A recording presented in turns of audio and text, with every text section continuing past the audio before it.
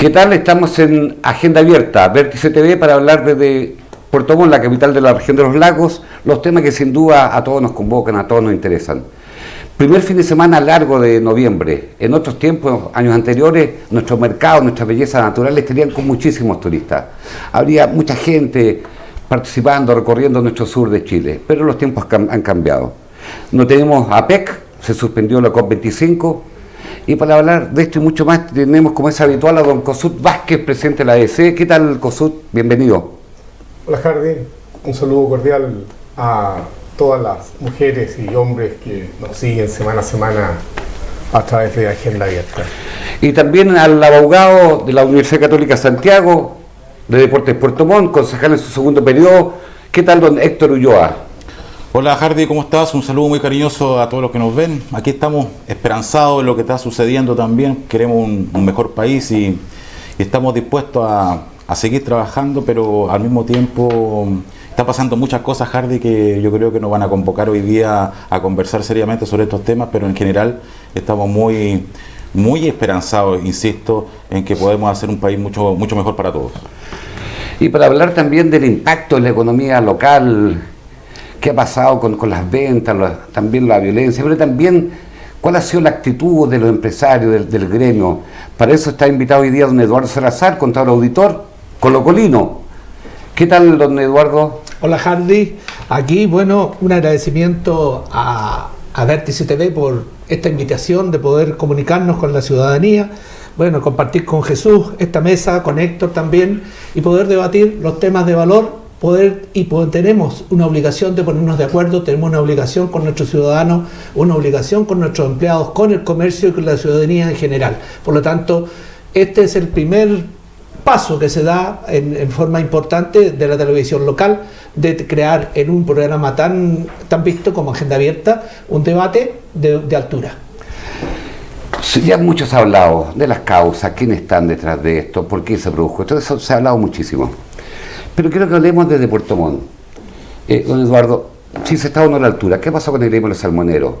¿Qué ha pasado con el gremio de Armasur, de los tilleros? ¿Qué ha pasado en el gremio gastronómico? ¿Cuál es su reflexión al respecto? Si ha habido debate en el interior del gremio, si también hay una autocrítica de cómo se han manejado las cosas, porque una cosa son los datos de la violencia, sin duda que no podemos obviarla, pero también si el gremio, el empresariado local está a la altura de los temas que los chilenos todos hoy día no están de alguna manera también pidiendo que hayan cambios políticos, sociales, culturales en Chile. Mire, todos los gremios, sin excepción, han escuchado el llamado, tanto la industria del salmón, como los mitílidos, como el comercio, como los lecheros, como otra parte agrícola, con dirigentes con los cuales yo he conversado, con el gremio del transporte, que ha defendido de que no haya y se han comprometido a que no tengamos desabastecimiento en nuestra región. Todos los gremios están en esta línea, el comercio también.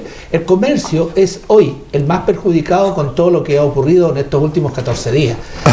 Nuestras ventas han caído en forma estrepitosa para todos en general, y esto nos va a costar a todos, no solo a un solo sector, sino que a todos, incluso al ciudadano común, al que anda de a pie, como hoy día se dice, ¿no es cierto? Porque tenemos que estar a la altura. Por eso yo en la apertura dije, debemos estar a la altura, debemos reconocer nuestras responsabilidades, las debemos asumir desde el presidente de la República y a nuestros políticos, llamarlos al diálogo, a superar ideas, a superar la parte ideológica. Tenemos que darnos cuenta que esto ha sido, por denominarlo de alguna manera, un terremoto social, se veía venir, han habido abusos por nadie desconocido. Pero no sé, usted cuando habla de los salmoneros, de verdad, yo no he visto estos días el gremio de los salmoneros opinando, yo no he visto el gremio de los vinculados a Armasur opinando, yo no he visto al gremio de la leche, al gremio agroindustrial de la zona opinando, de verdad, a menos que usted, pero en esto estoy hablando de la región, don Eduardo.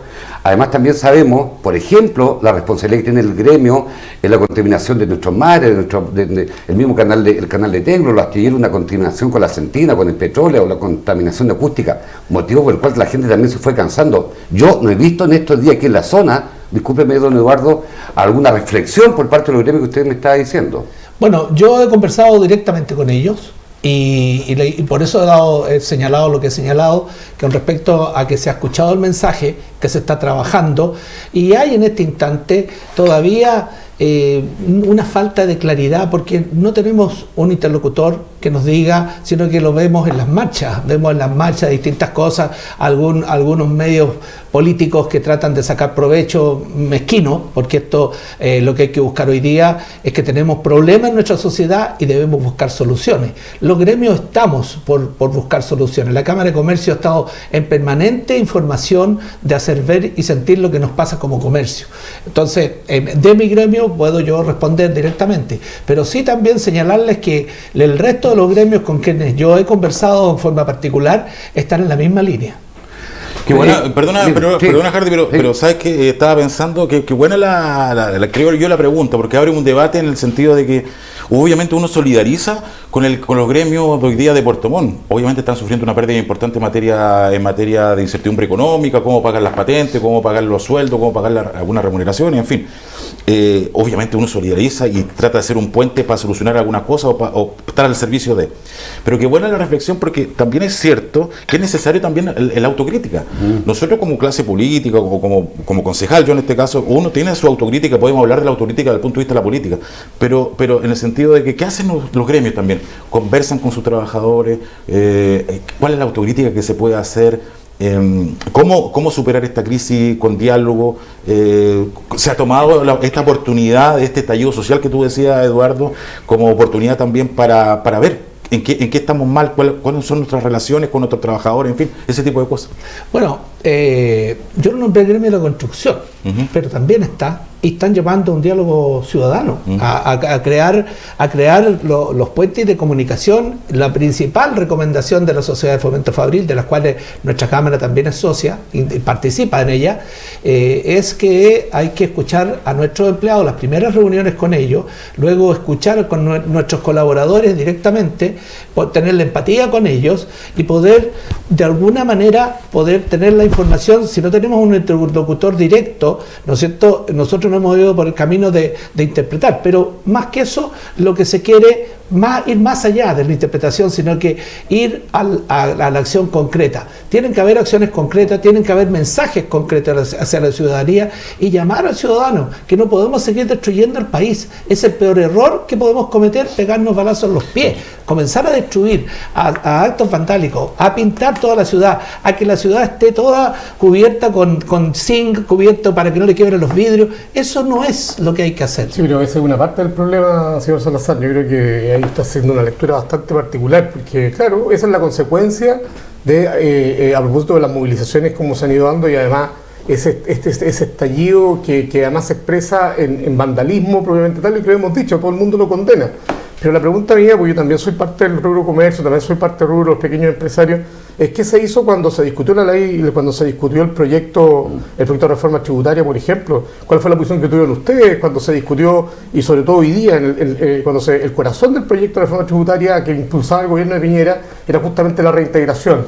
El tema de los trabajadores, yo creo que los trabajadores del comercio, todos sabemos que la gran mayoría de ellos funciona en base a sueldos mínimos. Entonces, y hoy día también se está discutiendo ese tema. Yo me gustaría que usted se pronunciara de eso y no tanto del vandalismo, porque el vandalismo dejémoselo a la gobernación, dejémoselo a las fuerzas policiales que tienen que preocuparse de la seguridad dentro de la comuna. Pero hablemos del tema que tiene que ver con lo que pasa con el trabajador chileno, con el trabajador puertomontino, con ese que es dependiente de cualquier local comercial que está establecido en el centro, y todos sabemos cómo es más o menos la realidad. Jesús, mira, yo me hago cargo. Me gustaría ser Jesús, soy Cosut. Ah, ¿ser Cosut? Soy Cosut, es mi Cosut, nombre. Cosut. De Jesús tengo la pura barba nomás. Cosut, mira. ¿Y tú vas a ser ignaciano? Sobre el tema del salario mínimo, yo hice un sondeo en lo que es el rubro comercio, y el comercio no paga los salarios mínimos. Los salarios mínimos no están en el rubro comercio, están en el rubro de los subcontratistas. están en el rubro de la persona que hace aseo, están en el rubro de las personas que trabajan haciendo trabajos de reponedor, distintos trabajos que hoy día se hacen y que esos son los que representan el salario mínimo. El salario mínimo del sector que yo represento oscila entre 350 y 370 mil pesos líquidos. Eso significa del orden de 400 a 420 brutos, que es la cifra que se habla. Los 301 mil pesos que se habla de salario mínimo es el salario sin deducir impuestos, sin deducción de impuestos. Tenemos que hablar, como hablamos del salario bruto, mi sector está entre 400 y 430 mil pesos el salario. ¿Y a usted le parece digno esa cifra? Es que aquí no es un tema de dignidad. Es un tema de capacidad económica. La pequeña y mediana empresa, ¿no es cierto? La pequeña empresa, hablemos que tiene un empleado, 2 empleados, y vende. Nosotros, los que somos pequeña y mediana empresa, trabajamos junto a nuestra gente. No somos el señor que anda en un Mercedes o el señor que se va de vacaciones largamente todos los años o 2 veces en el año, o que no va a su lugar de trabajo. Nosotros tenemos un lugar de trabajo, estamos con nuestra gente y estamos regularmente trabajando junto a ellos. Somos un empleado más del sistema y representamos el orden del 80% de los que damos empleo. Y eso es una realidad sin lugar a duda y no rebatible. En particular, en nuestra región hay 320.000 empleados, de los cuales 60.000 son del comercio. Uno entiende el rol que ejerce la pequeña y mediana empresa. Obviamente uno lo reconoce y todo, genera empleo, genera muchas y buenas fuentes de empleo. Lo que pasa es que tengo el legítimo temor muchas veces que usted como gremio legítimamente solamente dé a conocer un aspecto de la realidad, que es la merma de los ingresos producto de una coyuntura, como decía COSUR. Y eso es una parte importante, obviamente, es la coyuntura. Pero creo yo que no debemos dejar escapar esta oportunidad, creo yo, que tenemos de hacer otro tipo de cosas también. Por ejemplo, ¿qué estarían dispuestos ustedes a aceptar dentro de este petitorio ciudadano que existe hoy día? Ejemplo, hay empresarios en Chile que salieron inmediatamente a decir: mi sueldo mínimo en la empresa van a ser de 500.000 pesos, por ejemplo, cosas así.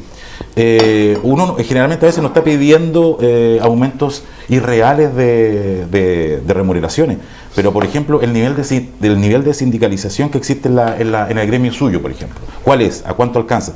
¿Por qué lo digo? Porque creo yo que cuando hay una sindicalización importante en la empresa es la mejor forma muchas veces de romper la desigualdad, porque cada uno ve la realidad o el tamaño de su propia empresa. Ese tipo de cosas, ese tipo de relaciones, a eso me refiero. Bueno, nosotros tenemos del orden de 60.000 empleados los que trabajan con nosotros, pero la pequeña empresa se mueve, mayoritariamente el comercio en el cual yo represento, va desde un trabajador a una media de 20 trabajadores.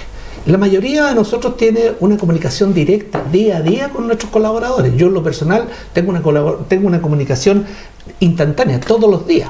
Mi gente está hoy día tremendamente preocupada y consciente de lo que estamos viviendo. Entonces, no hay una falta de comunicación.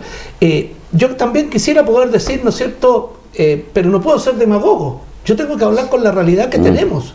Hoy día la realidad es que la pequeña y mediana empresa no está en condiciones de poder asumir salarios de 500.000 pesos. El propio padre Berrío lo decía, que tiene una pyme en el norte, que ha recibido ayuda de capitales importantes, pero él mismo lo decía, él tiene una pyme armada con su gente y no le alcanzaría si es que esto se impone. Pero don Eduardo, disculpen, pero mire, yo entiendo particularmente a las pymes, pues no es lo mismo que el gran empresariado. Pero la pregunta que uno se hace, ¿por qué ahora están disponibles el gran empresariado en particular?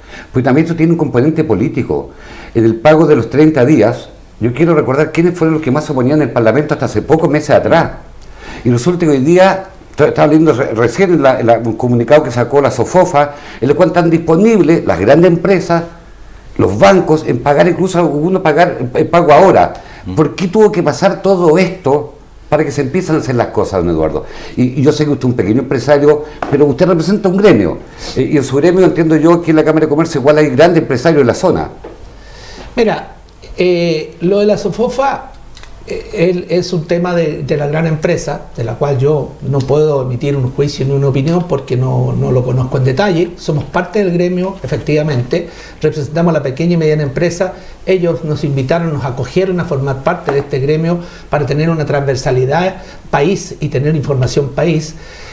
Hoy día no hay nadie que yo haya escuchado de ningún gremio que haya dicho que no está disponible para colaborar y buscar soluciones. Este es un terremoto social y tenemos que estar todos. Aquí hay que parar con la mezquindad, hay que parar, los que podemos pagar más, debemos escuchar a nuestros colaboradores y debemos estar a la altura. Lo dije cuando se abrió el programa. Hay que estar a la altura para buscar soluciones, y soluciones de corto, mediano y largo plazo. No es del corto plazo solamente. La coyuntura actual, ¿no es cierto?, tener un país detenido por 15 días y ojalá que pueda repartir a la brevedad, va a significar un problema serio para la pequeña empresa en particular.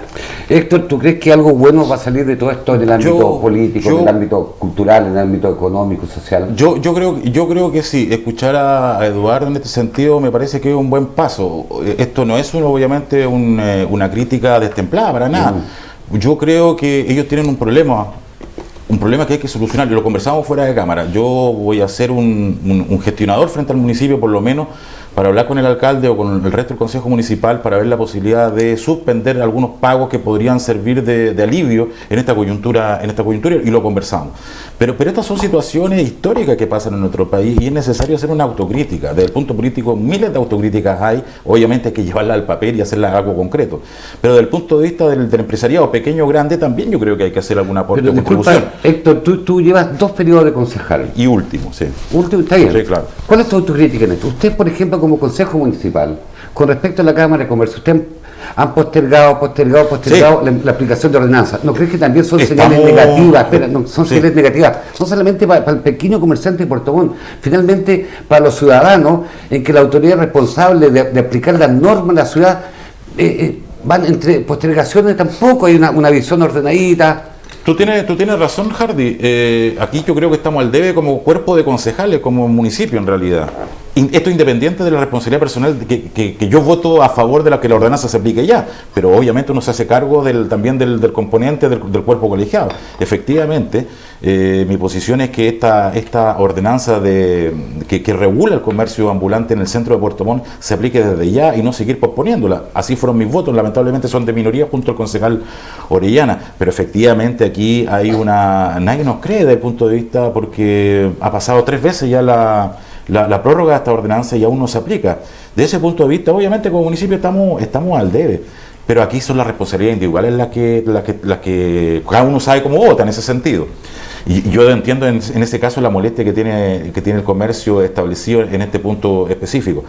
Pero desde el punto de vista municipal hemos recogido muchas demandas dentro del tema municipal. Yo puedo recordar el tema, por ejemplo, del tema de los útiles escolares, una gran propuesta del alcalde que fue compartida unánimemente desde la primera sesión de Consejo Municipal. Hay otras cosas que también hemos compartido. El tema de la farmacia ciudadana, el tema de la clínica de diálisis municipal, propuesta y escuchada por el alcalde y que afortunadamente hoy día se está construyendo el primer centro de diálisis municipal. Tenemos el primer centro de ayuda al niño autista o con síndrome de trastorno autista, que hay 32 niños que están con terapia multiprofesional durante todos los días en forma absolutamente gratuita. Hay componentes sociales en esta gestión municipal, ya sea del propio alcalde o de algunos de los concejales que le hemos propuesto y han tenido la altura de miras como para asumirla. Obviamente que hay críticas. La gran crítica que uno le puede hacer en el último tiempo, el tema de la pileta, por ejemplo, que ha estado en boca de todo respecto a esa inversión. ¿Era una prioridad invertir 1.000 millones? No, sin duda. Yo creo que no era una prioridad y yo asumo mi responsabilidad. ¿Usted votó, no? ¿A favor? Yo voté a favor en su momento y efectivamente yo asumo mi cuota de responsabilidad que me corresponde. Yo creo que viendo todo lo que ha pasado, yo creo que mi responsabilidad está a la vista, naturalmente, y yo creo que me equivoqué en haber apoyado esa iniciativa. Sin duda es una iniciativa que no correspondía. Yo creo que hay prioridad más importante y creo que no es una contribución finalmente a la ciudad. Pero como te digo y súper sinceramente, hay luces y sombras. Yo puedo sentirme responsable de las cosas buenas, pero también tengo que sentirme responsable de las cosas malas. Y yo creo que una de ellas es sin duda haber apoyado esta propuesta en su momento. Pero en general, creo yo, hay un componente social importante que hemos levantado, pero que obviamente contribuye bastante poco en general a la situación país. O sea, aquí lo importante que creo yo, Hardy, y sin soslayar la importancia del rol municipal, del rol comunal, aquí hay demandas que sobrepasan al rol municipal. Pero Tito, tú que eres concejal y que tú has estado harto tiempo en este tema, bueno, es harto tiempo, van a ser 8 años. Bueno, hay algunos que llevan 24 y 30. Bueno, el tema es que no te parece a ti que aquí hemos visto muchos contrasentidos en lo que se refiere a la gestión municipal propiamente tal. Nosotros, uno ve el centro de Puerto Montt, a propósito del tema de los comerciantes, uno ve lo que es se habla mucho del turismo, se habla mucho de fomentar el turismo. Puerto Montt y podría ser el gran pasadizo turístico para el resto también de la región y otras partes de esta parte de Chile. El tema es que uno ve que hay un abandono, hay un tremendo abandono y una falta de preocupación por lo que ha sido en la ciudad propiamente tal, y en eso uno es cosa de ver Ángel Bo, es cosa de revisar Antonio Bar y la cantidad de ambulantes que hoy día se tomaron definitivamente el centro de Puerto Montt, una pileta que terminó en lo que terminó, destruida. Pero le dieron como caja en los últimos días. Entonces la pregunta es, bueno, ¿quién le pone el cascabel al gato? Yo me imagino que un alcalde y su consejo deberían tener una especial preocupación, sobre todo conforme el relato que han ido conformando durante estos últimos años por la ciudad. Coincido contigo en general. Aquí el sistema municipal es un sistema prácticamente igual que el gobierno general, sumamente presidencialista. Los concejales tenemos facultades de fiscalización y facultades de promoción de iniciativas de interés local. Desde el punto de vista, efectivamente, del ordenamiento, del hermosamiento de la ciudad, yo creo que estamos al debe, efectivamente. Efectivamente, no tenemos un aseo digno para una ciudad como esta. Es más, yo estoy en absoluto desacuerdo, y así se lo he hecho ver al alcalde respecto de la posibilidad de hacer una segunda feria en Alto Bonito, gastándonos 400 millones de pesos prácticamente para una segunda feria donde se van a absorber no más de 20 personas que ejercen el comercio ambulante en Puerto Montt. Yo estoy en absolutamente desacuerdo con eso. Eso es menos plata en comparación con la cifra irrisoria que se había planteado respecto de un empresario de Puerto Montt que había ofrecido un espacio en pleno centro, y que también lo habían tomado como alternativa. Tú tienes razón, esa media pileta prácticamente que se va a gastar en una feria en Alto Bonito, en el sector de Bosquemar, para absorber no más de 20 personas que ejercen hoy día el comercio ambulante en Puerto Montt. Obviamente un gasto desmesurado, creo yo. La otra propuesta que tiene el alcalde también se lo señalé, que yo estoy en absoluto desacuerdo, que es dejar al comercio ambulante hoy día y hacer aplicar la ordenanza a contar del 1 de enero en una segunda carpa en el centro de Puerto Montt. Me parece que tampoco es una solución deseable para la mirada turística que todos lo queremos dar. Si vamos a hacer eso, hagámoslo en condiciones dignas, pero no en una carpa, hagámoslo con una infraestructura adecuada, donde la gente se sienta bien yendo a comprar. Aquí es necesario compatibilizar dos cosas. En primer lugar, que el comercio establecido tenga un rol importante y no tenga que competir indebidamente con el comercio ambulante. En segundo lugar, los que ejercen el comercio ambulante necesitan también tener una solución digna, porque necesitan ganarse la vida y su sustento. Pero eso no puede ser a costa de embellecer la ciudad y no a costa de negar la vocación turística que tiene mi ciudad. Entonces el tema no es colocarlo el comercio ambulante, yo siempre lo he dicho, el comercio ambulante en contraposición al comercio establecido. Aquí tenemos que compatibilizar esos temas, y yo creo que las propuestas hoy día no van en la posición o en la línea correcta, y coincido contigo. Pero esta es una posición que tiene el alcalde. Aquí con Fernando Orellana y yo en lo personal hemos discrepado de estas posturas, fundamentalmente por lo errático que ha sido esto. Ha sido errático desde, ¿se acuerdan? ¿Cómo íbamos a erradicar el comercio ambulante? En primer lugar, Avenida Austral, ¿te acuerdas? Avenida Austral. Después, ¿dónde fue? El ex edificio FONASA. Después, ahora estamos llegando a la segunda carpa en el lugar donde ya hay una establecida. Entonces ha sido una actitud errática permanente. Y lo otro, la guinda de la torta, creo yo, y lo que nuevamente insisto, no estoy de acuerdo en ocupar 400 millones de pesos prácticamente para una segunda feria, donde finalmente el gran miedo que yo tengo, que después de toda esta política municipal tengamos un gasto millonario, exorbitante, y al mismo tiempo Pero 70-80 personas siguiendo en la calle en comercio ambulante. ¿Sacó el problema, Héctor? Y es que quiero preguntarle algo a Eduardo. Uno de los temores que tiene hoy día cualquier ciudadano es que después de esta orgía de movilizaciones legítimas, todas, es que hoy día basta que cualquier persona de ahora en adelante plantee alguna manifestación, alguna protesta, para que las autoridades retrocedan y efectivamente no implementen las políticas. ¿No tiene usted ese temor, don Eduardo? Sí. Yo discrepo con Héctor en el sentido de los pasos que se están dando con la feria de Alto Bonito. No hay que olvidar que el mercado Presidente Ibáñez, hoy día el mercado Presidente Ibáñez el día sábado no da abasto, tiene una cantidad de público y la ciudadanía y la ciudad requiere un segundo mercado. Y yo visualizo de que esta feria, que va a partir siendo una carpa y que posteriormente va a ser un mercado, o sea, y va a ser un mercado y no son 20 personas, son bastante más que 20. Yo he tenido contacto con el sindicato, yo estuve presente en la colocación de la primera piedra de este lugar. Nos parece potente que se esté haciendo y dando este paso, y hay que apoyarlo, porque si no se da, ¿qué hacemos con la gente? La seguimos teniendo tan poco dignificada en la calle, sin baño, con los niños al lado, con lluvia, arrancando con sus paquetes cuando viene la autoridad. Entonces, nosotros no nos oponemos a que esto se regularice y normalice, queremos igualdad de condiciones y se entiende esto de la parte provisoria, pero las provisorias no pueden ser definitivas. Las carpas pueden estar en su momento cuando deben estar, en el caso de Alto Bonito, ¿no es cierto?, para dar los primeros pasos. La gente del sindicato, la gente que está en la parte vendiendo fruta y verdura en el centro de la ciudad, lo único que quiere es irse para allá porque se dan cuenta que van a tener público, que va a llegar una cantidad importante de público que van a poder atender. Y bueno, y terminar con los permisos precarios para que la cosa se normalice. Respecto al paquetero, al que vende cinturón y que está en distintos lugares de la ciudad, después otras personas que venden alimentos, eso también hay que normarlo. La autoridad sanitaria, ¿no es cierto?, de repente no lo ve, no lo quiere ver, no se quiere involucrar, Servicio de Impuestos Internos no se quiere involucrar. ¿Por qué? Porque no tiene domicilio ni residencia conocida. Pero nosotros no buscamos que a esa gente, estamos tratando de que a esa gente se le dignifique y se le dé un lugar para que pueda trabajar. Hay que buscar un lugar definitivo, yo lo comparto, hay que tener un lugar definitivo que no puede estar en una carpa. El tema, disculpa, el tema, ¿cuál es? Pues esto está en el contexto de estas cosas que están ocurriendo en Chile, y algunos hablan de la patria nueva, a propósito de la independencia, y algunos hablan de la patria nueva. Y por tanto las ciudades también deben tener un trato nuevo, un pacto nuevo, entre sus distintos actores, académicos, empresarios, jóvenes, en fin, porque las ciudades son de una vitalidad enorme, son una ciudad con 250.000 habitantes. Yo quiero que lo vean en el contexto de lo que está ocurriendo en Chile.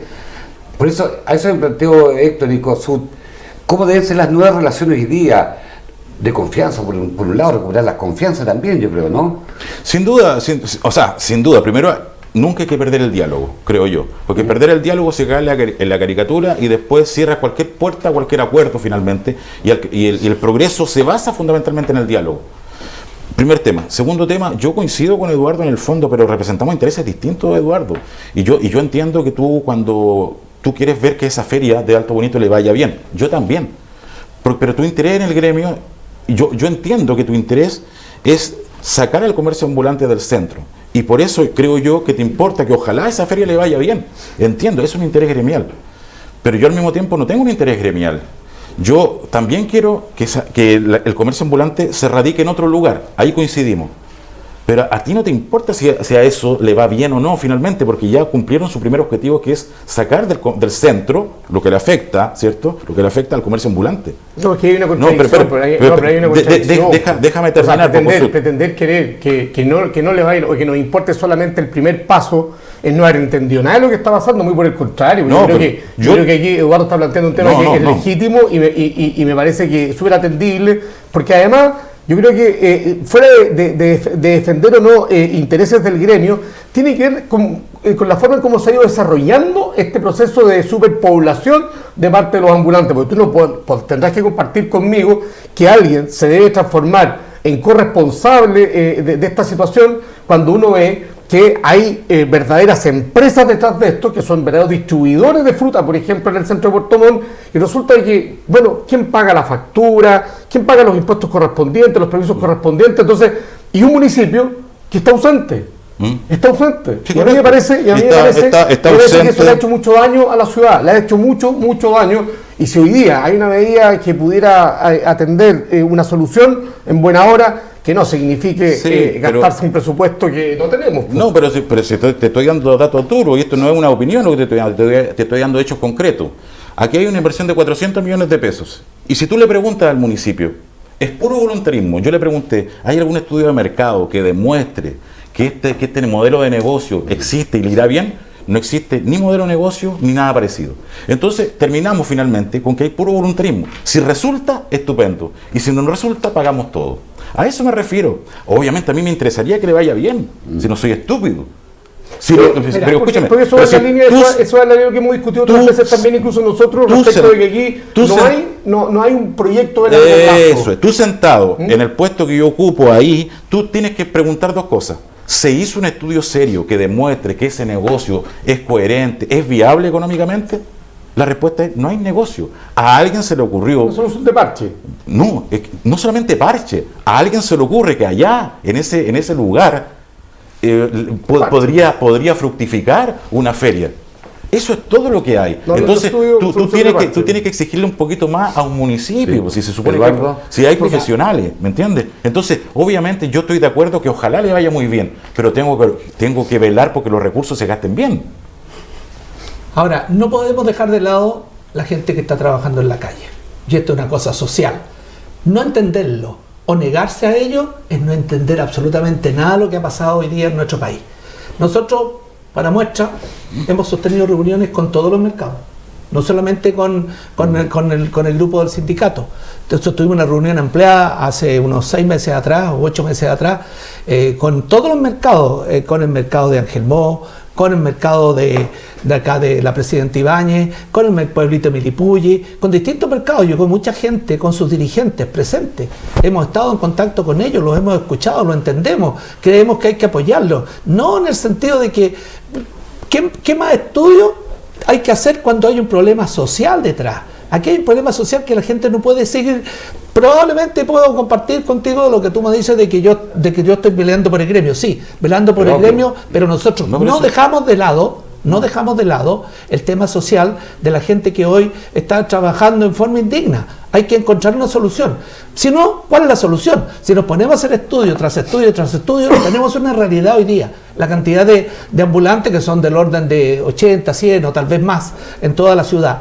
Y que hay que tratar de colaborar para que eso se normalice. Porque también es súper injusto con el comercio establecido, que cumple con todas las normativas y que se nos aprieta regular y permanentemente por parte de la autoridad porque estamos establecidos, porque somos fulanos, sutanos y nos pegan fuerte. Nosotros no decimos que le peguen fuerte al ambulante. Eduardo, mira, estos días estamos viendo que, por ejemplo, en Hong Kong, allá en la China, llevan 5 meses de protesta y ya entraron en recesión esta semana. ¿No crees tú, aquí como dirigente gremial, que tenemos un lugar común que se llama Constitución, que hoy día está en una camisa de fuerza? ¿Está usted disponible igual para meternos en un ámbito que normalmente dicen, no, a nadie le importa la Constitución, tiene que ver con los políticos? ¿No crees también que tiene que ver con el modelo? Usted ha sido contador auditor, usted ha asesorado empresas a lo largo de los años, ¿no ha visto un poco también que esto forma parte de algo más grande, que es, por ejemplo, el orden de leyes que regulan nuestro quehacer en este país, don Eduardo Salazar? Indudablemente, o sea, lo más importante es tener la institucionalidad del país, tener un país funcionando. Y yo, en lo personal, en mi gremio, que si hay que hacer ajustes y cambios, hay que hacerlo. Y si eso requiere de cambios en la Constitución, también. Pero no tiene que ser con el sesgo ideológico que en algún instante se está mirando hoy día. Hoy día esto tiene que ser... Hoy día tendría que ser que vaya en beneficio de todos. Hay que escuchar, se está convocando la ciudadanía, la Cámara Chilena de Construcción también está convocando precisamente en esa misma línea, en esa línea de poder ver y plantear, porque tampoco se trata de desarmar todo lo que hay, sino todo está malo.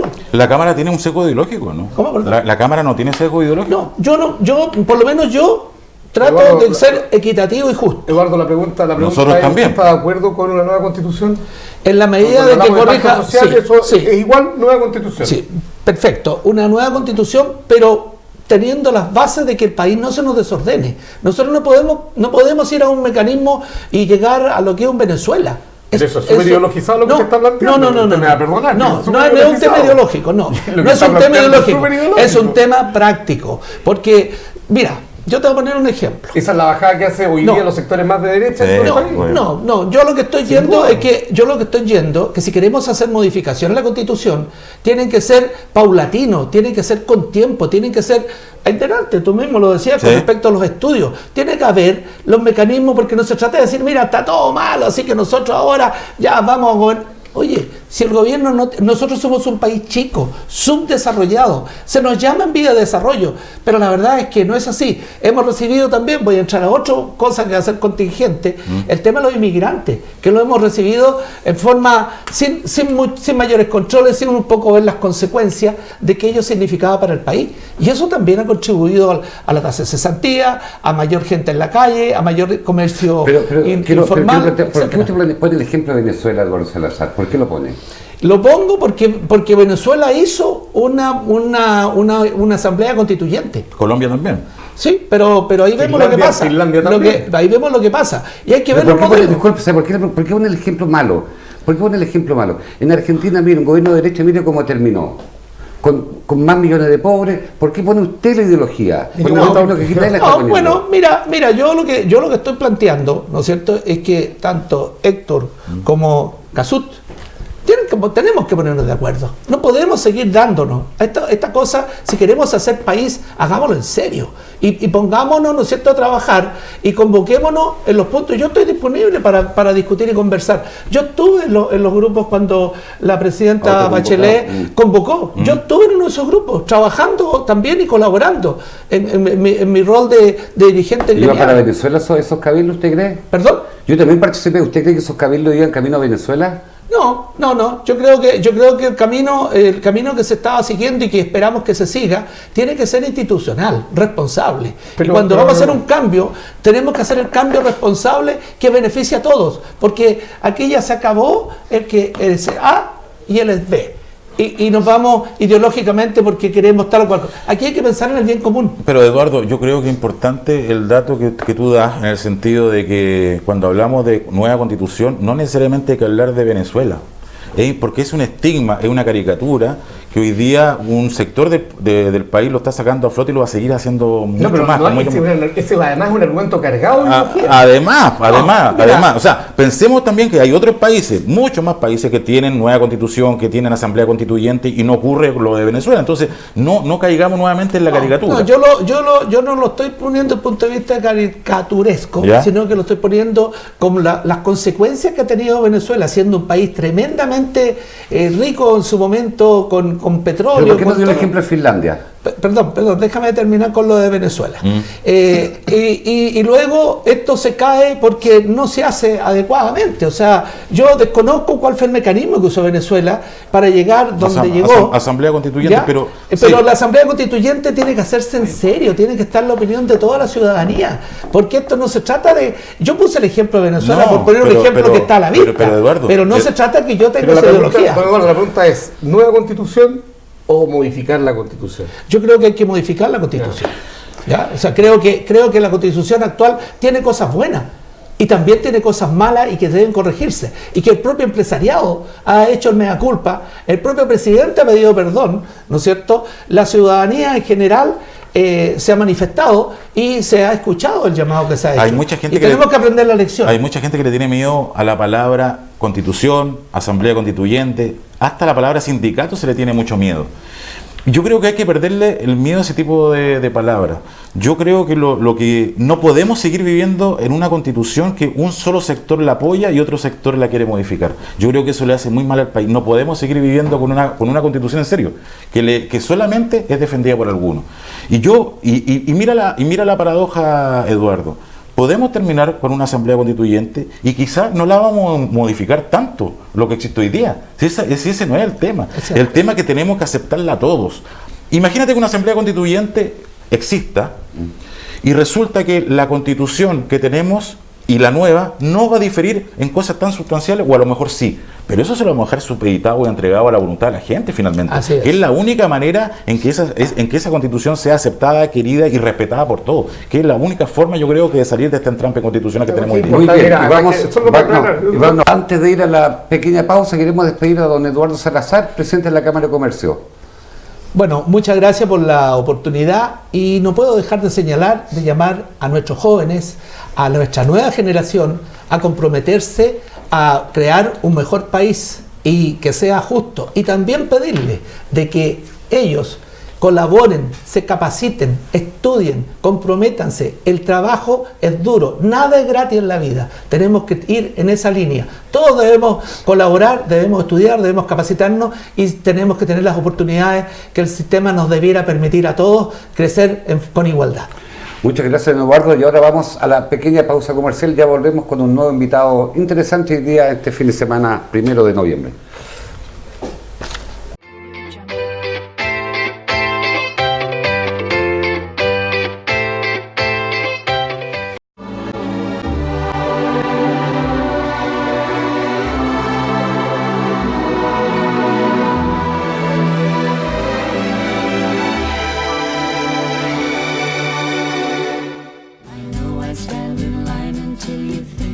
¿Cómo no lo vas a querer? Lo manejas los 365 días del año. Te protege del viento y la lluvia. Deja en su destino a quienes más amas. Y te espera todos los días para llevarte a tu hogar. Déjalo en un lugar donde lo cuiden como merece. SBT, Estacionamientos Subterráneos. Si nos vamos caminando. Pero no vamos a alcanzar a llegar. Vamos.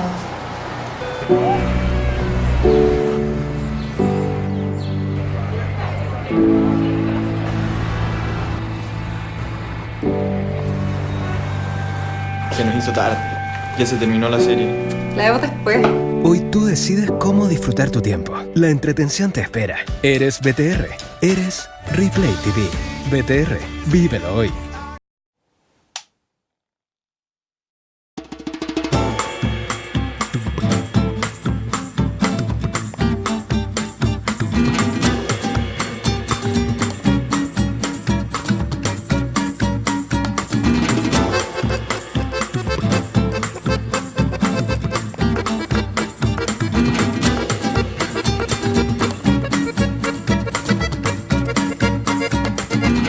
Desde el 8 al 17 de noviembre en Casa del Arte Diego Rivera.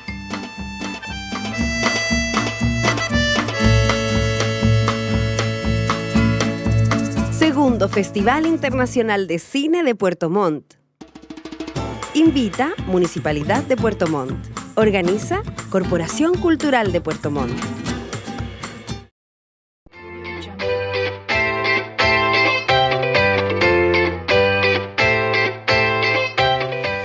Continuamos en Agenda Abierta y se incorpora a este panel el diputado de la provincia de la región, don Carlos Ignacio Kuchel. ¿Qué tal, diputado? Hola, Hardy, un saludo muy cariñoso a ti y al amigo Ulloa y al amigo Cosut. Diputado, ya no somos el oasis del continente y de tiempos mejores, tiempos difíciles. Y la gente se cansó un poco de algunos abusos. Usted hace 2 semanas atrás, un poquito más tal vez, usted usó el hemiciclo de la Cámara de Diputados para denunciar que le habían desinflado sus neumáticos. Usted ofició al ministro de Defensa, usted ofició al director de Carabineros para que le investiguen quién le desinfló sus neumáticos en el aeropuerto. ¿Usted cree que cualquier chileno tiene esa capacidad de hacer? ¿No cree que eso es un abuso enorme por parte suya, diputado? Bueno, por eso yo pedí excusa antes de hacerlo. Dije que lamentaba tener que hacer esto de esa forma porque era segunda vez que me lo desinflaban. Yo lo pensaba dejar pasar nomás, pero como era segunda vez, y mientras estaba apareciendo en el diario Yanquihue, me lo estaban desinflando de nuevo. Así que por eso pedí que se hiciera... O sea, esas son las preocupaciones suyas, diputado. Bueno, si me desinflan 2 veces los neumáticos... Sí. ¿Usted oficia al ministro de Defensa? Lo hice porque vi las cámaras y en las cámaras, en el momento que vi, no se apreciaba. yo creo que las cámaras habían sido manipuladas. Entonces tuve que actuar con más firmeza, pero por eso en su momento pedí excusas, porque era un tema personal que en todos mis años de parlamentario nunca había recorrido a una cosa así, pero lo hice porque, como te digo, mientras se publicaba en el diario y mientras aparecía también en las redes sociales del diputado Espinosa, me estaban desinflando de nuevo. Pero bueno, eso ya pasó y ya se descubrió también. Eso tiene que ver, ¿sabe por qué le pregunto, diputado? Porque eso tiene que ver con cierto cansancio de los privilegios de muchas personas en este país. No sé, concejal Ulloa. Hablando, sí, te estaba escuchando, Hardy, hablando de prioridades, ¿cierto? Estamos hablando de prioridades. Obviamente, yo creo que Carlos está de acuerdo en que no tiene ninguna prioridad el tema. Pero tratemos de entrar al tema de fondo. A mí lo que me interesa, justamente aprovechando la oportunidad de estar con Carlos, ¿ustedes están dispuestos a aprobar una reforma constitucional para ir a un cambio constitucional? Es un tema que estamos discutiendo. En general, las reformas constitucionales, las asambleas constituyentes, en fin, cómo se generan, en América hemos tenido malas experiencias.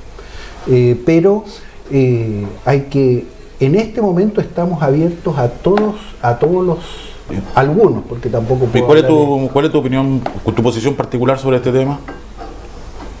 Más allá del partido, pero bueno, yo creo que el tema constitucional no es prioritario respecto de los temas sociales en este momento, porque los temas sociales son, digamos, los bajos ingresos, las bajas pensiones, las bajas remuneraciones, los costos de algunos servicios en lo que se está trabajando, que proporcionalmente la energía eléctrica se buscan los mecanismos para que las cuentas no se reajusten o en lo posible bajen, que de hecho están bajando. Carlos, pero tú has sido parlamentario mucho tiempo y tú sabes que eso es falso lo que tú me dices. Tú sabes que esta cantidad de ítems supermercado, por ejemplo, las cuentas, la luz, todo es constitución.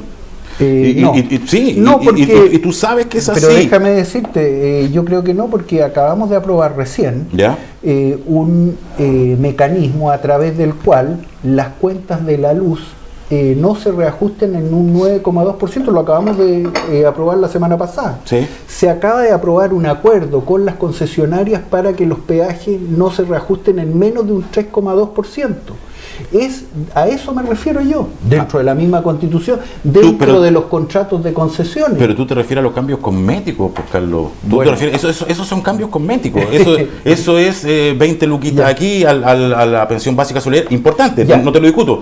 Pero obviamente, aquí lo que se está jugando, creo yo, es el rol del Estado subsidiario. Sí. Ese es el tema de fondo. Las 20 luquitas que tú me dices... No, sí, te la dije así, pero al mismo tiempo es importante para la persona que la recibe. Pero, sí, pero la acabas de mencionar. Las 20 luquitas, que son en realidad montos que van a ser el piso, según lo que entiendo, de un total de 1.200 millones de dólares que cuesta esto, lo que se está conversando por ahora. Están pidiendo 3.000 millones. ¿Y sabes cuánto estamos pagando en intereses y capital al año en Chile ahora por el endeudamiento público? Casi 9.000 millones. Eso es lo que yo en su momento critiqué aquí en este mismo programa cuando era panelista, de lo caro que nos iba a costar la deuda pública en Chile. Nosotros ya no podrían ser 20, podríamos pagar casi hasta 80.000 pesos más a todas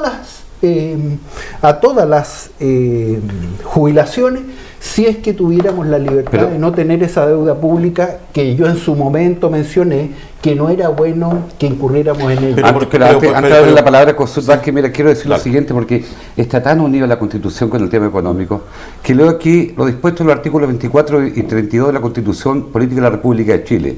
Viene el programa económico del año 81-89 firmado por Augusto Pinochet Ugarte. Vale decir, basado en la Constitución Política del Estado, diputado. ¿Por qué ustedes siempre separan la compra de supermercado con la Constitución Política del Estado? ¿Yo? ¿La separo? Sí, la acaba de separar. Usted dijo que una cosa distinta, digamos, el encarecimiento de la vida con la Constitución Política.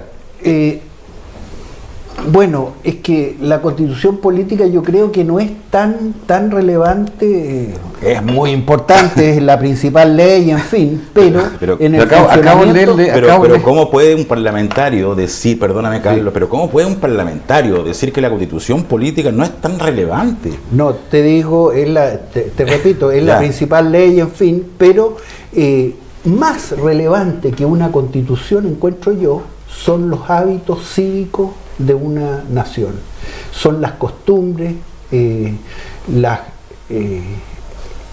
cómo diariamente transcurre nuestra vida, cómo nos respetamos, cómo trabajamos unos con otros. Yo creo que eso es más importante, los aspectos culturales, cívicos en general. Sí, Carlos, mira, si eso no hay constitución que te salve si tú no tienes... Carlos, eso es súper atendible. Yo creo que ninguno de nosotros quiere no saber relacionarse con el resto. Ni respetarse. Y yo creo que aquí el principio básico es el diálogo, y el diálogo se hace sobre la base del respeto, porque es la manera en que cómo construimos.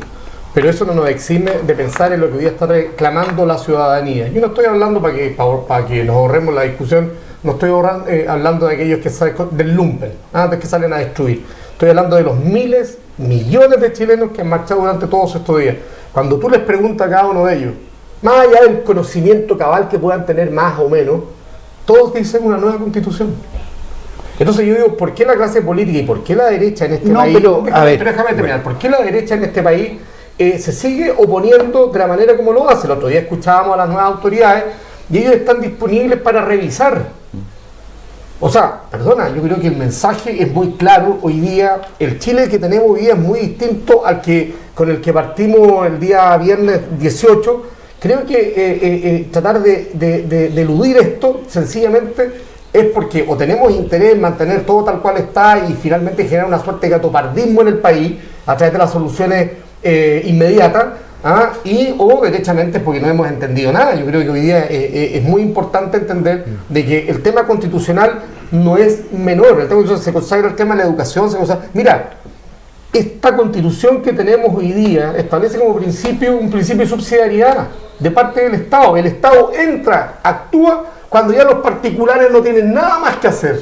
O no le interesa. Perdona, yo creo que llega el momento en que hoy día nos hagamos cargo de eso, porque justamente hemos vivido todos estos años y a consecuencia de lo mismo es que estamos viviendo la crisis que estamos viviendo hoy día. Bueno, yo algunas cosas las comparto y en otras cosas discrepo. Yo creo que el principio de subsidiariedad es uno de los elementos que nos ha permitido llegar a ser el primer país de América después de ser del montón y del montón bajo de América. ¿Y eso está consagrado en la Constitución? Sí, el principio de subsidiariedad está, pero eso implica que el Estado puede realizar una actividad o incidir en un área cuando nadie lo puede hacer, que primero actúa un ente particular libre. Aquí voy a usar de nuevo algo que he dicho en este mismo programa. En Argentina hay 6 millones de personas que pagan impuestos y 20 millones que viven a costa de esos impuestos. Eso no da en las matemáticas.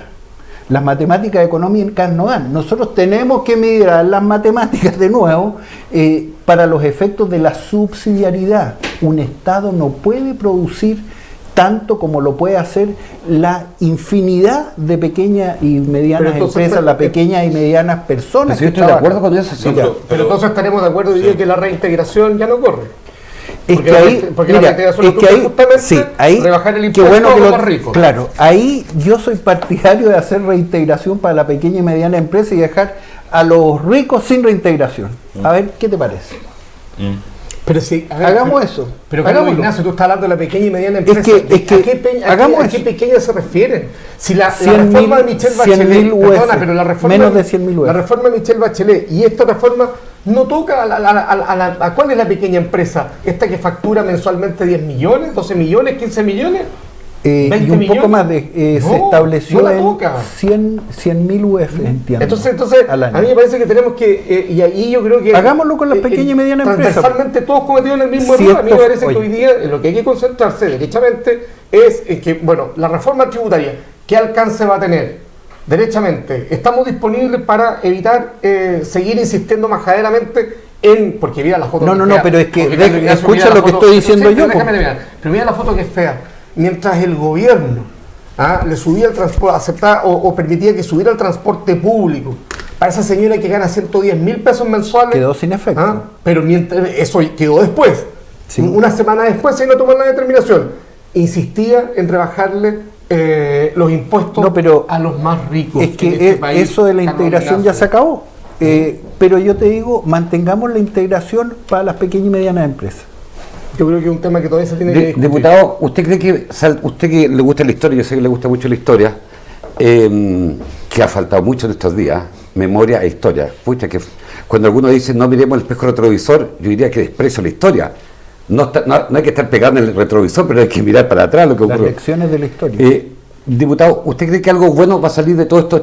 Llevamos 2 semanas bien convulsas, tiempos recios para algunos. ¿Qué cree usted que bueno debiera salir en el mundo económico? Todos tenemos político? que colaborar para que el resultado de esto sea bueno, porque puede ser un resultado malo. Aquí se habla de la trampa de los países de ingreso medio. Parece que los países, cuando llegamos a este nivel de $25.000 per cápita, tenemos estas convulsiones o crisis sociales o movimientos sociales. Pasó en Portugal, pasó en España, bueno, en Francia, en otros, en fin, en Estados Unidos, ha pasado en Alemania, ha pasado en Italia, en fin. Ese es el desafío, y ese es el desafío de los políticos, donde estamos todos nosotros.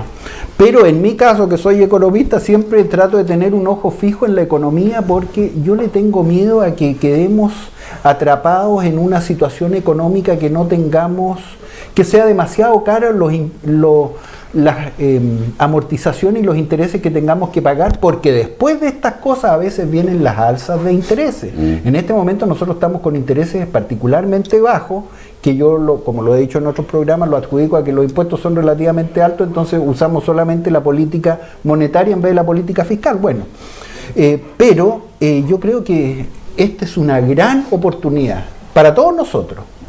Y mirar todos los elementos del problema, porque, a ver, yo podría encontrar razón a todo el listado, porque han aparecido listados de todo lo que se plantea, y la capacidad de nuestro país no da para satisfacer, entonces tenemos que priorizar. Yo siempre he priorizado, y tengo declaraciones en una reunión que hicimos en Modelo, que yo no era partidario de crear más ministerios, más oficinas, hasta no subir las jubilaciones de los viejitos.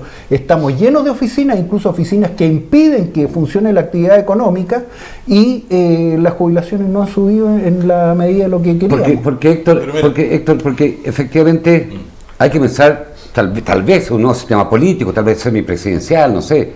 Hay que pensar efectivamente reforma económica, reformas sociales. Pero mira, sí, Carlos hablaba de trampas, fíjate, pero habla solamente de algunas trampas que le interesan, no habla de las trampas de verdad. A ver. Y las trampas que tenemos hoy día, y las trampas que se vienen denunciando hace mucho tiempo, en algunos momentos con mayor fuerza, ahora mucho más afortunadamente, es el tema de la famosa trampa constitucional. Cuando la derecha perdía, la Constitución permitía que prácticamente no se pudiera tocar el modelo finalmente. El propio Jaime Guzmán, ideólogo de la Constitución, lo decía, y lo dice en su página. Lo dice, esta Constitución está tan bien hecha, decía, que cuando nosotros perdamos, los ganadores no pueden hacer algo distinto que lo que nosotros haríamos cuando ganáramos. ¿Tú sabes por qué lo hicieron así? Entonces, esa es la verdadera trampa constitucional, y no podemos seguir viviendo. Bueno, yo de eso... Pero es que esa es la realidad. Entonces, no podemos seguir... No, pero si eso está en las actas constitucionales, por Carlos. Eso está en las actas, no es un mito. Ya. ¿Me entiendes? Pero yo discrepo de eso. Bueno, yo comparto la opinión de Jaime Guzmán. Está bien, pero... Oye, y lo otro... Perdóname, Carlos. La realidad no ha sido así tampoco. Pero, Carlos, tú no puedes... coincidir o no, yo tampoco coincido y estoy de acuerdo contigo, entonces echemos abajo la Constitución de Jaime Guzmán, pues entonces estamos de acuerdo. Si tú tampoco estás de acuerdo con esa cita, a ver, porque esa es la cita verdadera. La Constitución se ha cambiado varias veces, y en casi todas con mis votos favorables cuando he participado. Tan así, Hardy, Carlos, es este tema constitucional, que el problema era los cerrojos y los contracerrojos. Ya lo decían algunos profesores constitucionales, el profesor Atria, por ejemplo, hablaba en primer lugar, ¿te acuerdas? Los senadores designados. Equiparaba la Cámara. Yo siempre fui contrario a los senadores. Segundo tema. ¿Pero existieron cuántos? Pero existieron, hasta el 2005. Recordemos que tal vez para las generaciones más jóvenes, Augusto Pinochet fue senador designado. Existían senadores designados. Después la otra gran trampa para tratar de anular... Pero eso se cambió. Está bien, pero vamos por partes. Hagamos un poquito de historia. Ya, está bien. Sistema binominal. ¿Cuándo se cambió? Hace 4 años. Era otro entrampe constitucional para anular la voluntad soberana. El tercer gran tema, los quórum. Tú lo sabes muy bien. Los quórum de simple mayoría absoluta, la ley los 3/5 y los 4/7.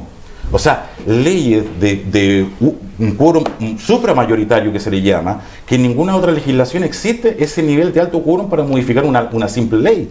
Otro entrampe constitucional, el gran tema, Hardy, el rol del Tribunal Constitucional. cuando ya lograba pasar todos estos cortapisos, estos obstáculos, la voluntad soberana, ¿cierto? Es una ley. ¿Qué pasaba con ustedes? Iban al Tribunal Constitucional. 2 ejemplos. El nuevo concepto de empresa del año 2006. ¿Y qué dijo? Yo me acuerdo que dijo Camilo Escalona en su tiempo. Estos son los empresarios chupasangre, para graficar el momento. Ustedes fueron al Tribunal Constitucional. Hoy día también siempre van, cuando pierden, van al Tribunal Constitucional. En el fondo opera como otra cámara. Y el otro gran entrampe que tiene la Constitución es cómo reformar la misma Constitución. El quórum altísimo que se refiere para reformarla. Se requieren 2/3. Entonces, es un entrampe jurídico, es algo muy maniatado, que lo dejó lamentablemente la dictadura, y obviamente ya no resiste mayor análisis. Tanto así, antes que hable COSUD, que este viernes 1 de noviembre, la UDI, a través de Melero y del senador Pérez, están por no modificar nada de la actual Constitución.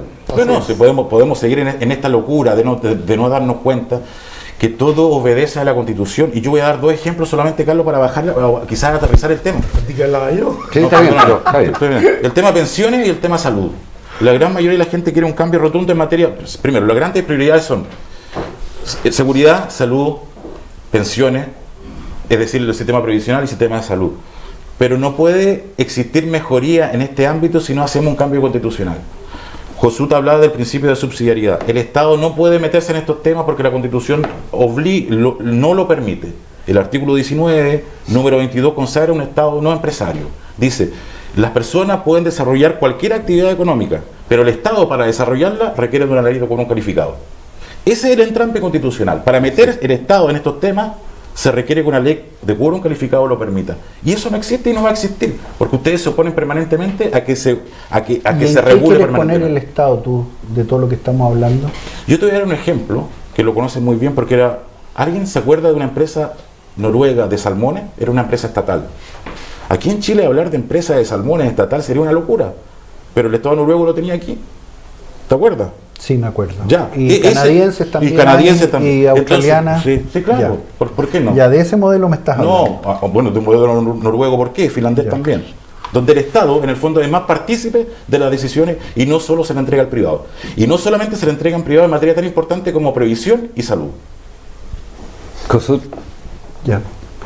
No, mira, en esto yo creo que hay consenso. Hoy día es la derecha la que todavía sigue creyendo que puede tratar de controlar esto por la vía del desgaste de una movilización que hoy día está entregando señales muy concretas. Yo creo que, vuelvo a insistir, lo he dicho en todos los programas y lo voy a volver a repetir, el común denominador de la explosión social, del conflicto en el cual estamos hoy día insertos, tiene que ver con los abusos. Y hoy día los abusos también están siendo amparados en una constitución que en su origen es una constitución autoritaria. Fue concebida en dictadura y en un plebiscito que todo el mundo sabe, que es un plebiscito en donde el dictador hizo trampa, la dictadura hizo trampa, y con el tiempo fuimos logrando modificar algunas cosas. Pero yo creo que hoy día lo que quiere la ciudadanía es participación, lo que quiere es ser parte de un proceso constituyente y al cual no nos podemos negar. Aquí se han dicho y se han enumerado algunas cosas que son sumamente importantes. El tema de las leyes de quórum calificado, aquí no se puede transformar y modificar nada, porque siempre se ha dicho que ustedes tuvieron mayoría en el Parlamento, pero no teníamos el número suficiente para poder conformar quórums que nos permitieran hacer modificaciones mucho mayores. Y eso la derecha siempre estuvo consciente y siempre amenazando con un tribunal constitucional que, mira, lo paradójico, nosotros lo modificamos también, el tribunal constitucional se modificó en democracia, pero mira el engendro, mira el monstruo que creamos. Es una camisa de fuerza de la Constitución. Evidente que sí. Hoy día creo que sectores de la derecha, en este caso representados por algunos senadores y diputados de la UDI, como tú has mencionado, no contribuyen a pacificar el momento que está viviendo este país. Y yo creo que una salida importante, y todo el mundo sabe, aquí no lo vamos a hacer ni a la venezolana ni en 3 meses. Cualquier proceso constituyente serio no va a demorar menos de un año, 2 años, un proceso en serio, donde participe la ciudadanía y en donde el gobierno conduzca, porque al final de cuentas lo que aquí no puede pasar es que el gobierno sea el gran ausente y cambie los rostros algunos porque otros que son rostros duros y provocadores los mantuvo en el gabinete, porque no se entiende de que la vocera haya pasado a hacerse cargo del tema de deporte, no se entiende que Marcela Cubillo se mantenga como ministra, no se entiende que el ministro de Salud se mantenga como ministro, en circunstancias de que, y los nuevos ministros dicen, mira, nosotros lo que queremos es dialogar. Presumamos que hay un gabinete más dialogante. Sí, queremos dialogar, pero ¿cuánto? O sea, la pregunta es, ¿efectivamente queremos dialogar con todos? No, pero esta semana fue este jueves o miércoles, fueron invitados todos los partidos políticos. Sí, pero seguimos dialogando con los partidos políticos, seguimos creyendo que esta cuestión se maneja a través de los canales institucionales. ¿Y dónde está la CUT? ¿Y dónde están las organizaciones sociales, las distintas organizaciones sociales que existen en este país? Pero ¿cuándo se van a ir a sentar con el gobierno y con los representantes del gobierno? Demos crédito que tendrá que irse ordenando un poco eso. Diputado, ¿se acuerda la paradoja que tenemos en Chile? Es que esta es una crisis política mayúscula, ¿cierto? Y si hay un sector que está desprestigiando a la clase política, porque la paradoja es que ustedes tendrán que dar solución a esto. ¿Cómo se logra eso, diputado? Haciendo bien lo que Kossuth Vázquez dice que ahora se está haciendo en forma insuficiente. Yo creo que ese diálogo tiene que ser lo más amplio posible y se parte por lo que está más a mano. Hoy día lo que está más a mano son los partidos políticos, porque mucha de esta movilización social masiva no tiene como gobierno, es espontánea. Y hay que ir, bueno, hay muchos lugares en que se está discutiendo, se está conversando. Hasta en Colo-Colo, más de 1.500 personas. Sí. Claro, de ahí van a salir ideas y van a salir prioridades, pero yo quiero advertir, repito, que no todo es financiable o sanamente financiable, porque aquí esto va a tener un costo. Es un costo directo en deuda pública y un costo, llamémoslo indirecto, en crecimiento, menor inversión, hasta que volvamos a recuperar con cualquier constitución, porque ninguna constitución tampoco va a garantizar la confianza. Sin crecimiento de ninguna constitución, por democrática que sea. Y puede que lleguemos a tener una nueva constitución y se desprestigie más todavía. Hay que, en esto no hay, como dicen, balas de plata. Disculpe, diputado, mire, la semana pasada, diputada de todos los sectores, en este caso fueron mujeres, lamentablemente no una mirada machista.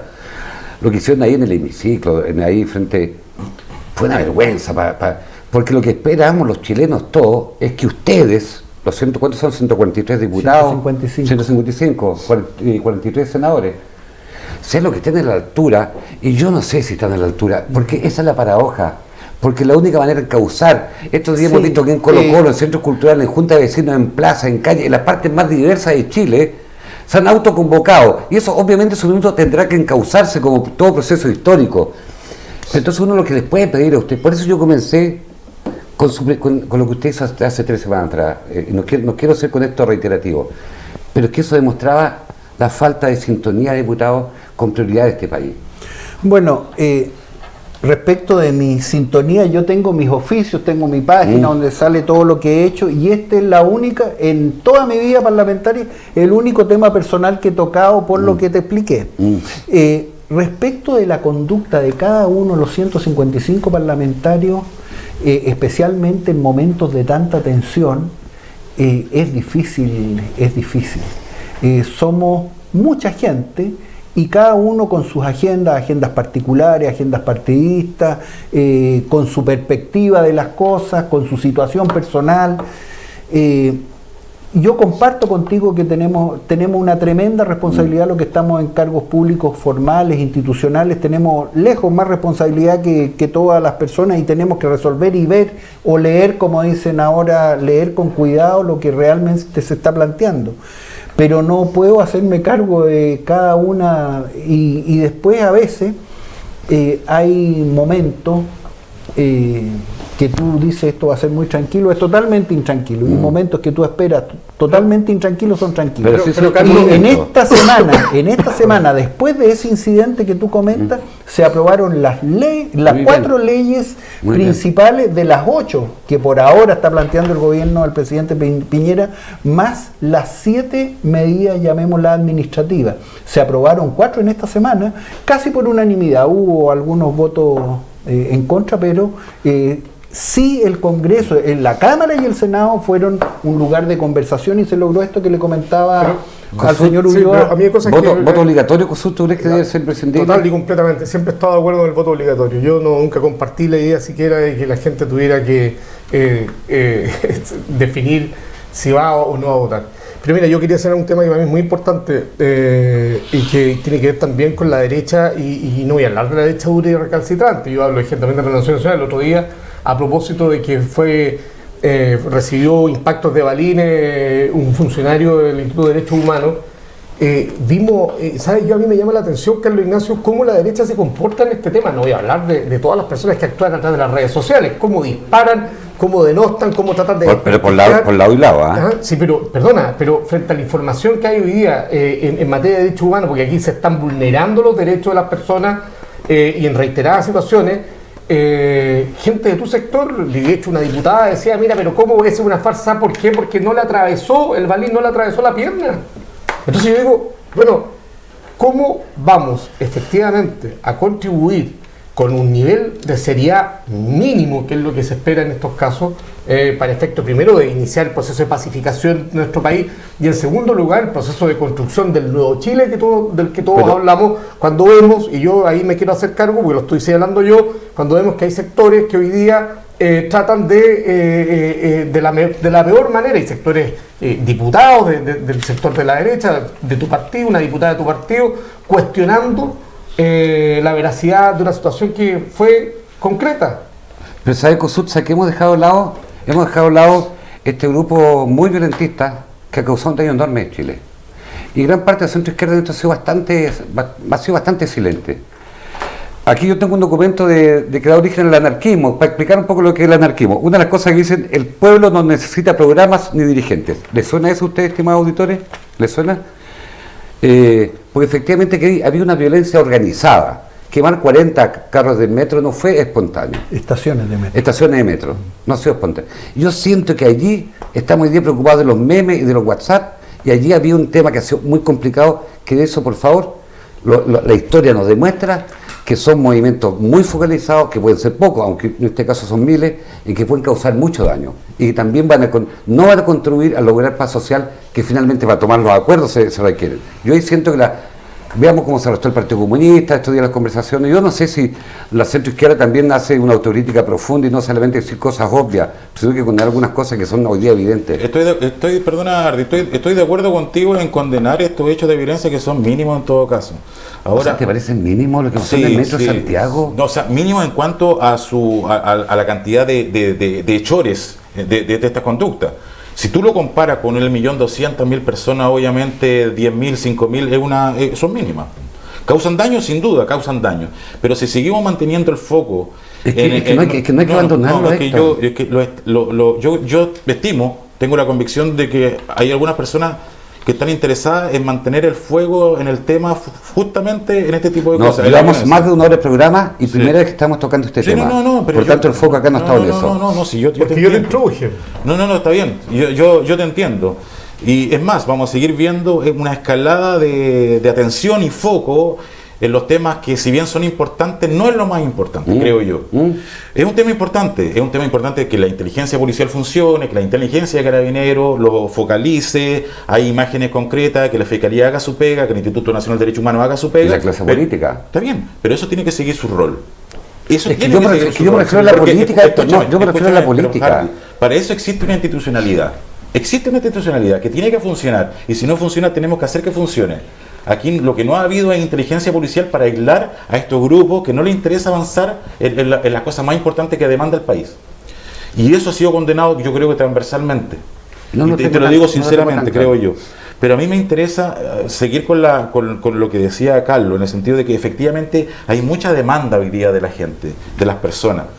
Pero la gente es sensata. Yo creo que la gente entiende también que hay que priorizar. Si la gente no es tonta, si la gente entiende porque pidamos lo imposible, como era la bandera del año 68, ¿cierto? Seamos realistas, pidamos lo imposible. No, eso no es tan así. No tenemos demanda, lo queremos todo. Este tipo de memes que están, o sea, de pancartas que están saliendo.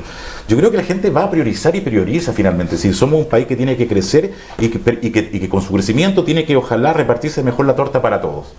Yo creo que la gente es sensata en ese sentido. Y fíjate que respecto de eso, y haciendo un símil con el tema de la Constitución nuevamente, hay una página chilecracia.org, yo sé que la han visto, y que establece una suerte de prioridad y la gente está votando.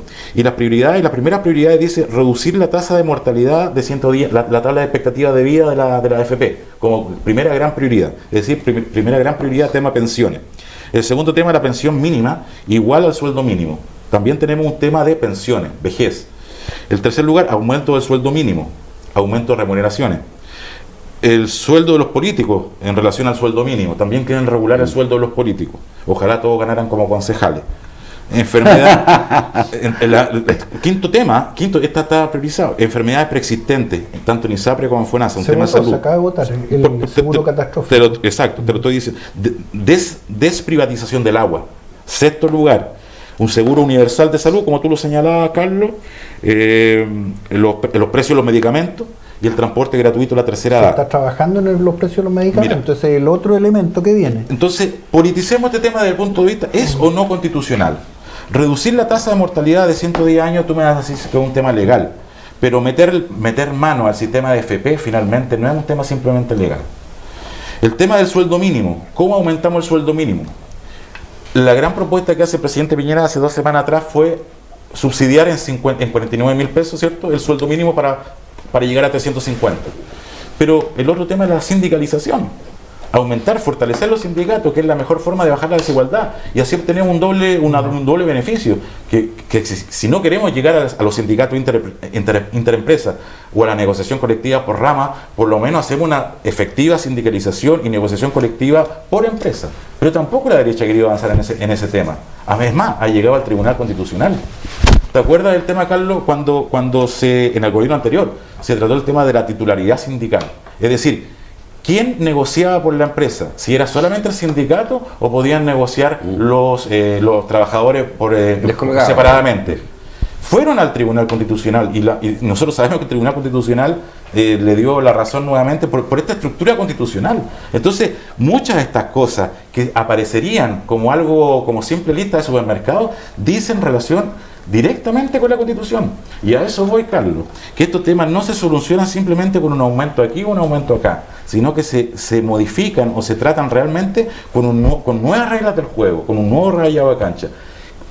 Mira, si esto es una invitación, yo creo, de la gente histórica, que tengamos un rayado de la cancha que por lo menos sea aceptado, querido y respetado por la gran mayoría. O si no, vamos a dejar pasar esta oportunidad, pero en algún momento va a explotar nuevamente la sociedad y va a ser peor.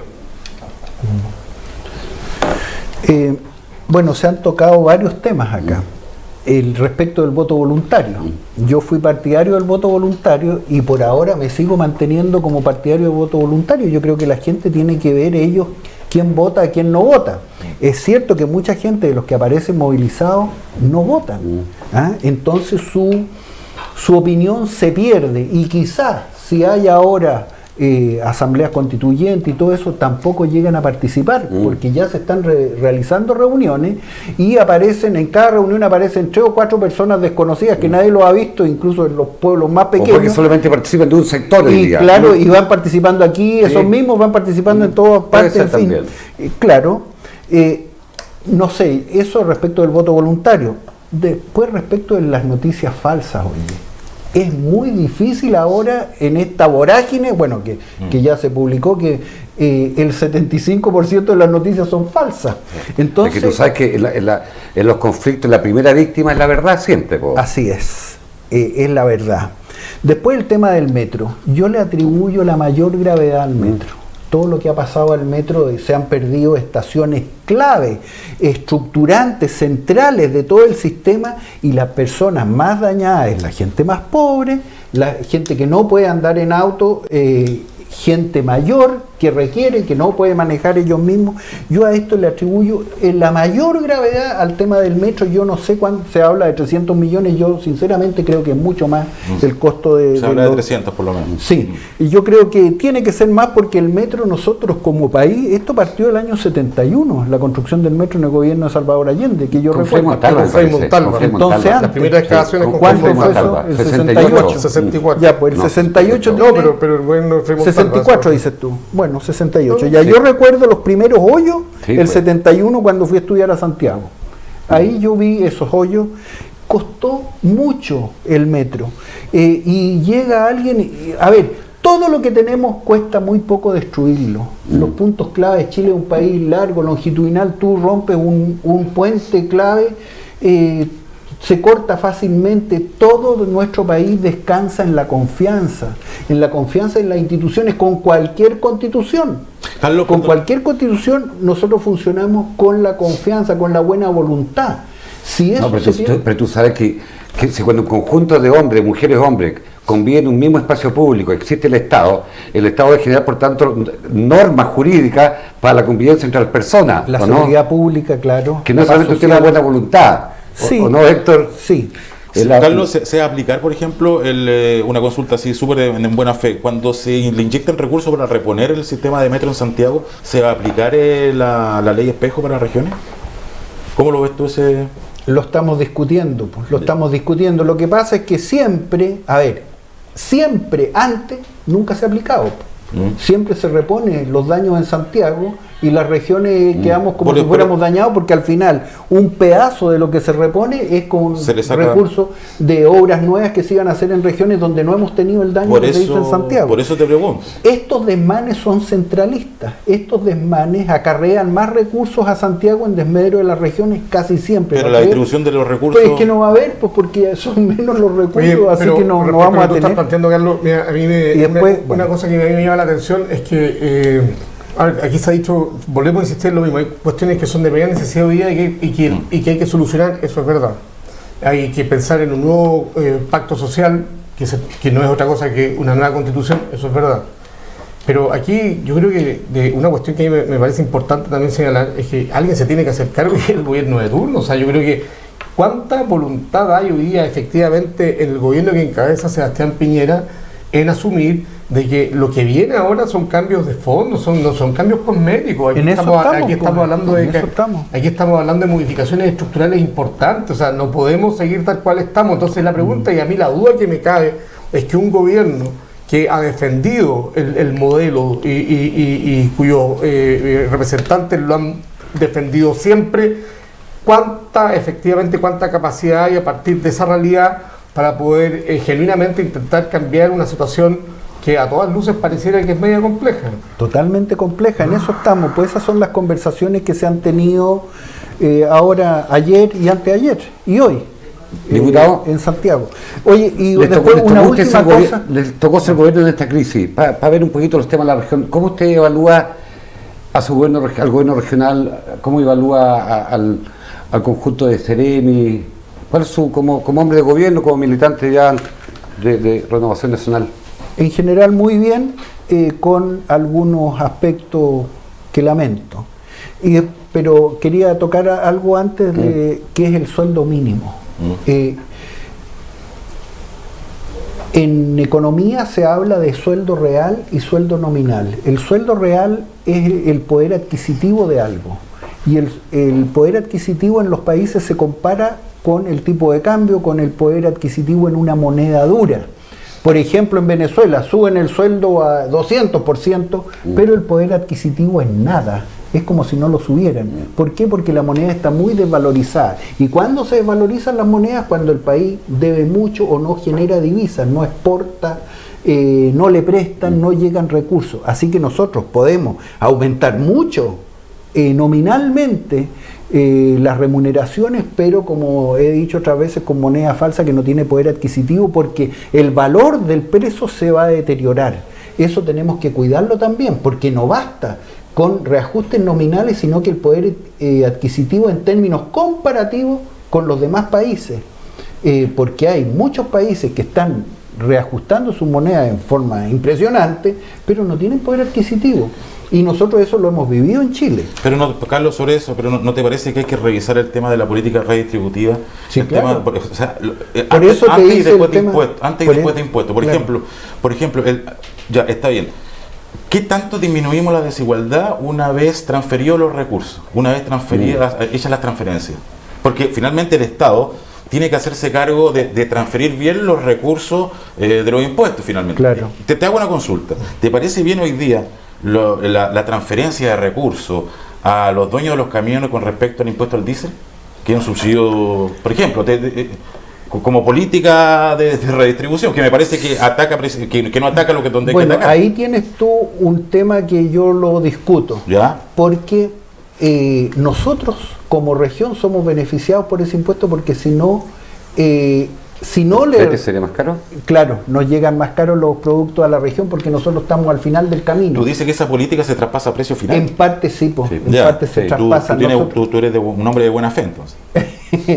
Es que hay competencia en los camiones, pues. No es una sola empresa camionera. Bien. Ahora, si llegáramos a tener 2 o 3, como tenemos en otras empresas, sí, que esas 2 o 3 empresas van a llegar a controlar el pasaje. Pero era un los ejemplo. fletes. Pero Sí. era un ejemplo finalmente para ver cómo retribuimos. Por ejemplo, el tema de obviamente los subsidios en materia forestal. Esos subsidios, si no, los va a tener que pagar. Está bien, pero los subsidios en materia forestal.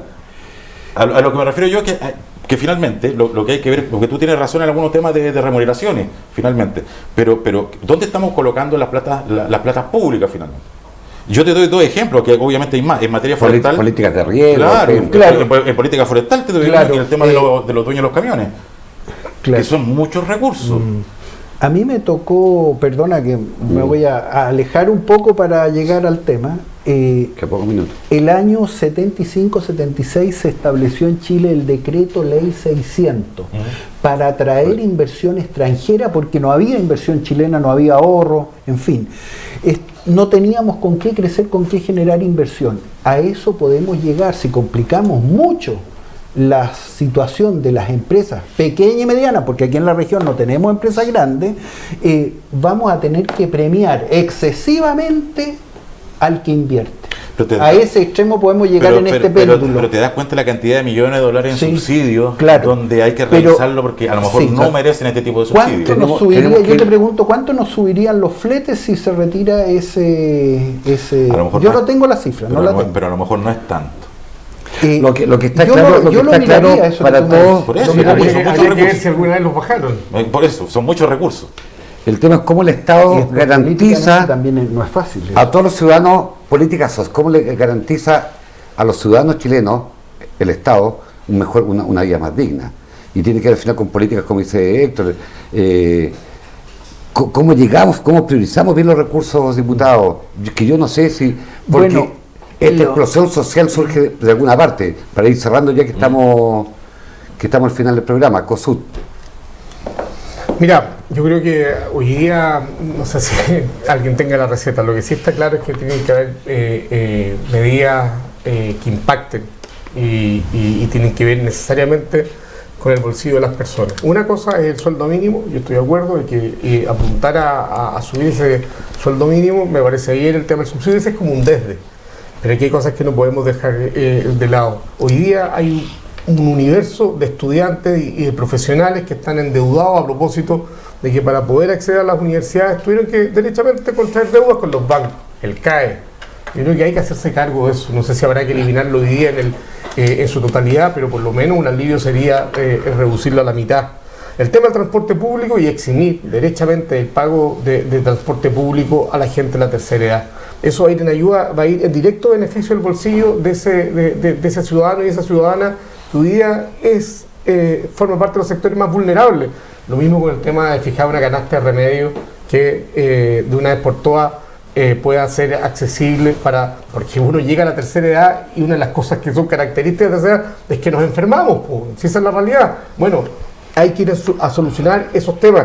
Y mire, a propósito de esto mismo, se aprobó una ley del cáncer, se discutió respecto al tema de la ley del cáncer, se llegó, y todo el mundo ahí feliz de se había aprobado la ley, que resulta que no tenía financiamiento. A mí me parece que eso es impresentable, porque todos sabemos que cualquier familia que se vea afectada por una situación de esta naturaleza significa muchas veces la ruina. Bueno, llegó el momento de que este gobierno, porque hablo de este gobierno porque hoy día el gobierno de turno abra la billetera, porque no podemos seguir con esta situación de aterrorizando a la ciudadanía. Mira, es que las cifras macroeconómicas, y que lo que yo un poco observo en tu discurso, Carlos, mira que hay que cuidar todas las cifras macroeconómicas. Hemos cuidado las cifras macroeconómicas durante los últimos 30 años, y miren lo que estamos hoy día. Muchas gracias, diputado. Para despedirnos. Sí. Bueno, yo voy a insistir con las cifras económicas, no quiero descuidarlas, me siento con la responsabilidad por último de decirlo, aunque no me hagan caso, aunque hable para una muralla, no me importa. Pero no quiero que esto después cometamos un error de que después haya que arrepentirse, así que gane o pierda votos, porque aquí no es nada de simpático muchas de las cosas que estoy diciendo. De las 8 leyes que planteó el gobierno ahora para empezar a conversar en medio de estas conversaciones, porque las conversaciones están teniendo su curso en este momento, aprobamos 4 ahora esta semana. Espero que esta semana que iniciamos la próxima aprobemos las demás. Respecto de los remedios, hay una propuesta del presidente que se la escuché, desconozco los detalles, de que las pequeñas y medianas farmacias puedan comprarle a Cenabast los remedios, así como lo hacen las farmacias o las farmacias de la posta y los hospitales, y eso puede significar un gran desahogo y salvación para las pequeñas, y el surgimiento de pequeñas y medianas empresas farmacéuticas, no así como las 3 o 4 cadenas grandes que tenemos. Eso va a rendir, por las cifras que he conocido inicialmente.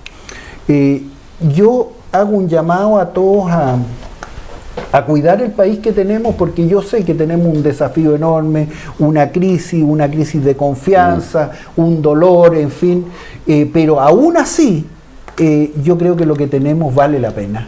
Chile vale la pena, lo que hemos logrado comparado con otros países es mucho, pero tenemos este desafío, y este desafío es como un momento de la adolescencia de un país. Así lo veo yo. Una crisis de crecimiento. Una crisis de crecimiento, una crisis social, política, mental, no sé cómo llamarla, cultural, que hablábamos del tema cultural, y creo que puede ser una gran ayuda una constitución, pero es más que nada una cultura social colectiva, que algunos países la han tenido desde la guerra. En Europa este trabajo social para todos se ha hecho a partir de guerra. Y destrucciones totales de países, por ejemplo Japón. Nosotros nunca hemos tenido, gracias a Dios, una guerra, pero tenemos no somos capaces de ponernos de acuerdo, de sintonizarnos armónicamente, masivamente. Eso es lo que hay que buscar, la sintonía masiva colectiva. ¿Dónde Héctor Ulloa? Yo sí, estaba escuchando a Carlos, y cuando él habla de cuidar el país que tenemos, recuerdo esas frases que son, algunos son patriotas y otros antipatriotas. Yo también cuido el país que tenemos. Quizás queremos cuidarlo de una manera distinta. Yo siento hoy día que estamos en un momento histórico. Yo creo que el presidente Piñera tiene la posibilidad de pasar a la historia de este país. Y que los libros de historia digan, fue el presidente que hizo posible un nuevo pacto social en nuestro país. Así es. Yo lo veo de ese punto de vista, en serio, en forma sumamente propositiva. Yo siento que esto no se puede cerrar bajo ningún aspecto al diálogo, se tiene que seguir dialogando, y sobre todo se tiene que seguir dialogando no solamente con los partidos políticos. Los partidos políticos cumplen un rol, pero lamentablemente o afortunadamente son solamente el 5% de la población. No se puede cerrar esta conversación. Y tenemos que tener cuidado con eso, tenemos que seguir llamando a organizaciones sociales. Aquí lo fundamental es el diálogo, pero bajo cierto plazo. Aquí no basta con que el presidente Piñera siga tocando la misma partitura con otros músicos. Aquí necesitamos un cambio de partitura. Y esto tiene un límite, si no la gente va a salir nuevamente porque se va a sentir engañada. Yo hago esa última reflexión, finalmente, y obviamente hay un espíritu colaborativo, creo yo, de todos los actores políticos, pero finalmente la pelota está en cancha del presidente Piñera hoy día. Quiero agradecerle a Héctor Ulloa, a Carlos Ignacio Cuche, a la Cosut Vázquez, porque algo bueno tiene que salir de todo esto. Construir espacios de diálogo, ampliar el debate, abrirnos nuevos temas políticos, sociales, culturales. Y el esfuerzo que hacemos aquí en Agenda Abierta en Vértice TV es que desde el sur de Chile, desde Puerto Montt, generemos un debate serio, tolerante, aprendamos a discutir de política sin pelear, cuidemos el lenguaje, y porque efectivamente así podemos avanzar en un Chile que todos al final que todos queremos.